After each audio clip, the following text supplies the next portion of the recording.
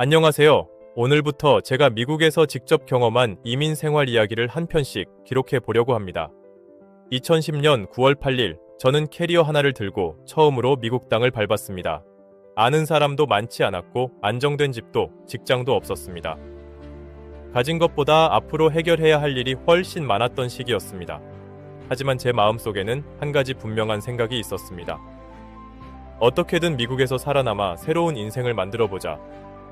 처음 미국에 도착했던 날부터 호텔 세탁실에서 시작한 첫 직장, 폭설 속에서 길을 잃었던 경험, 첫 자동차, 새로운 직장, 저축과 투자, 그리고 경제적 자유를 꿈꾸게 된 과정까지 솔직하게 나누려고 합니다.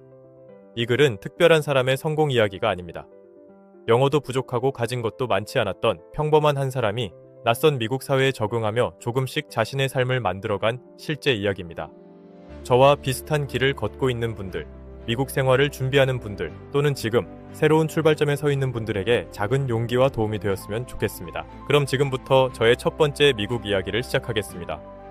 2010년 9월 8일, 나는 캐리어 하나를 들고 미국 애틀랜타 공항에 도착했다. 비행기 창밖으로 내려다본 미국은 그야말로 규격화 그 자체였다. 땅도 도시도 빌딩도 모든 것이 자로잰 듯 반듯했다. 설렘과 호기심으로 심장이 뛰었다. 생소한 애틀랜타 공항에 내려 택시를 타고 향한 곳은 조지아주 클락스턴의 자그마한 모텔이었다. 내 손에 들린 거라곤 달랑 여행용 캐리어 하나뿐이었다. 짐을 풀고 밖으로 나와 동네를 걸으며 생각했다. 아, 이곳이 미국인가? 꿈에 그리던 땅을 드디어 밟았구나. 하지만 해가 진 저녁임에도 날씨는 무척이나 덥고 습했다. 낯선 공기에 서둘러 모텔로 돌아왔다. 비행에 지친 몸을 미국의 첫날 밤을 보냈다. 다음 날 아침부터 인터넷으로 정보를 찾기 시작했다. 나는 나름의 원칙을 세웠다. 미국에서 살아남으려면 영어 실력이 필수다.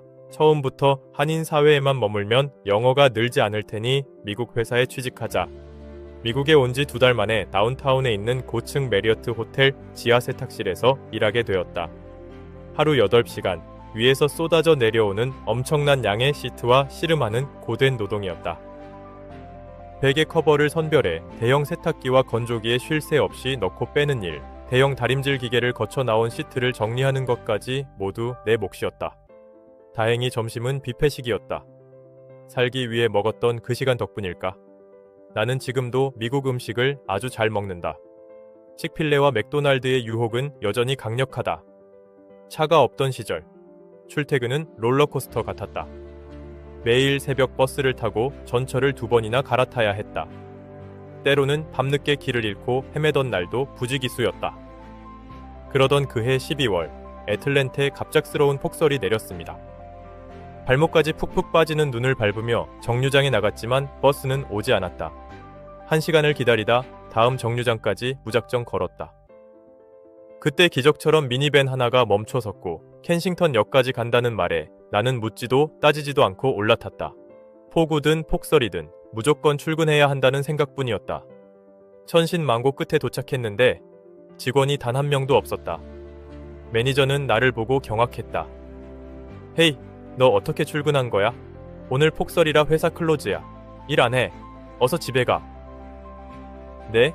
일 안 하는 이유가 뭔데요? 눈이 많이 왔잖아. 그제야 깨달았다. 미리 학습한 적 없는 미국의 눈 오는 날 문화가 내게 준 첫 문화 충격이었다. 문제는 돌아가는 길이었다. 클락스턴으로 가는 버스는 모두 멈췄다. 3시간을 기다려도 차는 오지 않았고 결국 오후 3시쯤 걷기를 결심했다. 스마트폰 내비게이션도 없던 시절 오로지 구식 핸드폰 하나에 의지해 무작정 걸었다. 해가 지고 어둠이 깔리면서 두려움이 밀려왔지만 텅 빈 도시를 걷고 또 걸었다. 밤 11시가 되어서야 숙소에 도착했다. 호텔에서의 첫 주급은 0.50달러였다. 한 달에 약 1200달러를 벌어 렌트비와 생활비를 내고 나면 저축할 돈은 한 푼도 없었다. 하지만 나쁘지 않았다.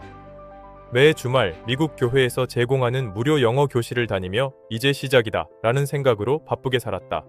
그만큼 나의 미래에 대한 희망은 뜨거웠습니다.